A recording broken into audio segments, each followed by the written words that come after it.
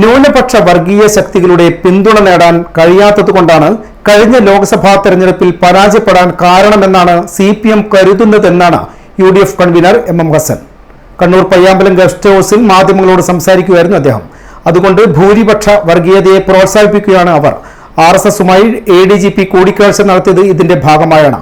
മുഖ്യമന്ത്രി ഹിന്ദുവിൽ എഴുതിയ ലേഖനവും തൃശൂർ പൂരം കലക്കൽ ഗൂഢാലോചനയും ഈ ഒരു അജണ്ടയുടെ ഭാഗമായാണ്.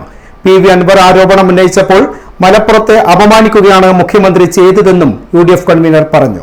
അത് കഴിഞ്ഞ ലോക്സഭാ തെരഞ്ഞെടുപ്പിൽ ന്യൂനപക്ഷ ഞങ്ങളെ പ്രേരിപ്പിച്ച് അവരുടെ പിന്തുണ നേടി ഈ കേരളത്തിൽ വലിയ വിജയം നേടാൻ കഴിയുമെന്നുള്ളത് ഒരു ധാരണയിലായി. അത് നടക്കാതെ പോയതാണ്. അത് നടക്കാതെ പോയപ്പോൾ തൃശൂർ പൂരം കലക്കിയതൊക്കെ നേരത്തെ തന്നെ നമുക്കെല്ലാവർക്കും റിപ്പോർട്ടുള്ളതാണ്. ഇവർ തമ്മിലുള്ള രഹസ്യബന്ധം. ഇനി മാർക്സിസ്റ്റ് പാർട്ടി സ്വീകരിക്കാൻ പോകുന്നത് ഭൂരിപക്ഷ വർഗീയതയെ പ്രകടിപ്പിച്ചുകൊണ്ട് വരാൻ പോകുന്ന തെരഞ്ഞെടുപ്പിൽ ഈ പറഞ്ഞ BJPയുമായിട്ടെല്ലാമുള്ള രഹസ്യബന്ധം നിലനിർത്തിക്കൊണ്ടുള്ള ഒരു രാഷ്ട്രീയ നിലപാടെടുക്കുന്നതിന്റെ ഭാഗമായി വേണം ഇതിനെ കാണാൻ.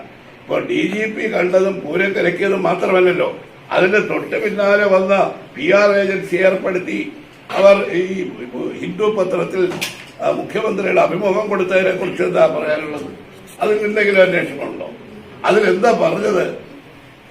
മലപ്പുറത്ത് എന്താണ് സ്വർണ്ണക്കള്ളക്കടത്തും ഹവാല പണമിടപാടും ഏറ്റവും കൂടുതൽ നടക്കുന്നത് മലപ്പുറത്താണ്. അത് ദേശവിരുദ്ധ പ്രവർത്തനങ്ങൾക്കാണ് നടക്കുന്നത്. അൻവറിനെ ഉന്നം വെച്ചാണ് പറഞ്ഞതെങ്കിലും മുഖ്യമന്ത്രിയുടെ യഥാർത്ഥ ലക്ഷ്യം അതൊന്നും ആയിരുന്നില്ല. DGPയും RSS നേതാക്കളും എന്തിനാണോ കണ്ടത്? പൂരം കലക്കിയതിൽ DGP എടുത്ത പങ്കെന്താണ്? സുരേഷ് ഗോപിയുടെ വിജയത്തിന് ഈ DGP ചെയ്തു കൊടുത്ത സഹായം എന്താണ്? അതുകൊണ്ട് എല്ലാം ഭാഗമാണ് ഈ മലപ്പുറത്തെ കാര്യത്തിൽ അദ്ദേഹം പറഞ്ഞിരിക്കുന്നത്.